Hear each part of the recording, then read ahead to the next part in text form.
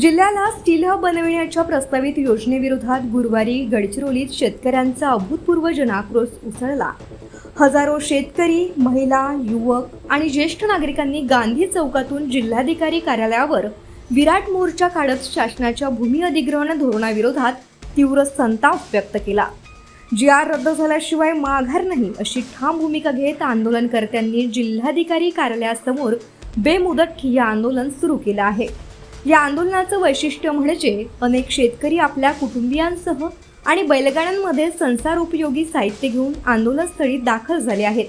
अन्नधान्य, पिण्याचे पाणी, स्वयंपाकाची साधनं आणि आवश्यक वस्तूंसह आलेल्या शेतकऱ्यांनी हा लढा दीर्घकाळ चालविण्याचा निर्धार व्यक्त केला। आंदोलनस्थळी निर्माण झालेल्या वातावरणामुळे संपूर्ण शहरात तणावपूर्ण परिस्थिती असून प्रशासनानं मोठा पोलीस बंदोबस्त तैनात केला आहे। शेतकरी संघर्ष कृती समितीच्या नेतृत्वाखाली सुरू असलेल्या या आंदोलनात शासनाच्या विमानतळ, MIDC व औद्योगिक प्रकल्पांसाठी सुपीक शेती जमीन संपादित करण्याच्या निर्णयाला तीव्र विरोध दर्शविण्यात आला। विकासाच्या नावाखाली शेतकऱ्यांच्या अस्तित्वावर घाला घालण्याचा प्रयत्न सुरू आहे। जमीन गेली तर उदरनिर्वाहाचा आधारच संपेल अशी भावना आंदोलनकर्त्यांनी व्यक्त केली। अनेक गावांनी स्पष्ट विरोध दर्शविल्यानंतरही अधिग्रहण प्रक्रिया पुढे नेली जात असल्याचा आरोपही करण्यात आला। दरम्यान विविध सामाजिक संघटना, समाज प्रतिनिधी आणि विरोधी पक्षांनी आंदोलनाला पाठिंबा दिल्यानं हा संघर्ष अधिक व्यापक होताना दिसत आहे। रानटी हत्तींच्या उपद्रवामुळे आधीच संकटात सापडलेल्या शेतकऱ्यांसमोर आता जमीन गमावण्याचं नवं आव्हान उभं ठाकलं आहे। त्यामुळे गडचिरोलीतील हा लढा केवळ जमिनीपुरता मर्यादित न राहता शेतकऱ्यांच्या अस्तित्व आणि भवितव्याच्या संरक्षणासाठीचा निर्णायक संघर्ष बनला आहे। लोकराज्य टीव्ही न्यूज करिता आनंद दहागावकर, जिल्हा प्रतिनिधी, गडचिरोली।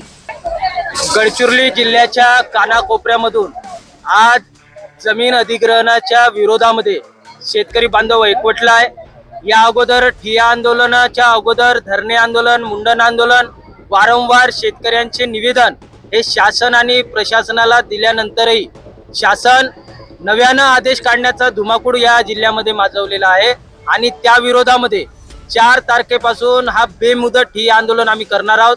जोपर्यंत गडचिरोली जिल्ह्यातल्या जमिनी अधिग्रहणाचा जो आदेश आहे तो रद्द होत नाही, ज्या सुपीक जमिनी आहेत, ज्या शेतकऱ्यांची भाकर आहे, त्या जर शेती बळजबरीने हे सरकार घेणार असेल, या विरोधामध्ये खरं तर हे सगळे शेतकरी या ठिकाणी पोहोचलेले आहेत।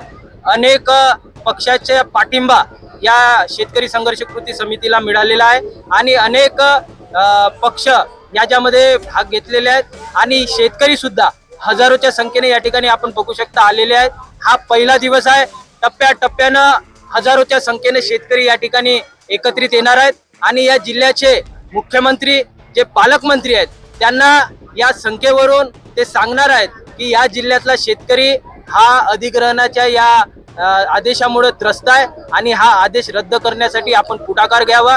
या जिल्ह्याला स्टील हब आपण जो बनवतो असं वेळोवेळी सांगत आलेला आहे, त्या स्टील हब बनवण्यामध्ये जर शेतकऱ्यांचा मृत्यूचा हब जर होणार असेल तर यासाठी शेतकऱ्यांचा त्यांना विरोध आहे आणि या गडचिरोली जिल्ह्यामध्ये कधी नव्हे ते शेतीची चोरी या भारतीय जनता पार्टी आणि महायुतीच्या काळामध्ये होताना दिसतोय।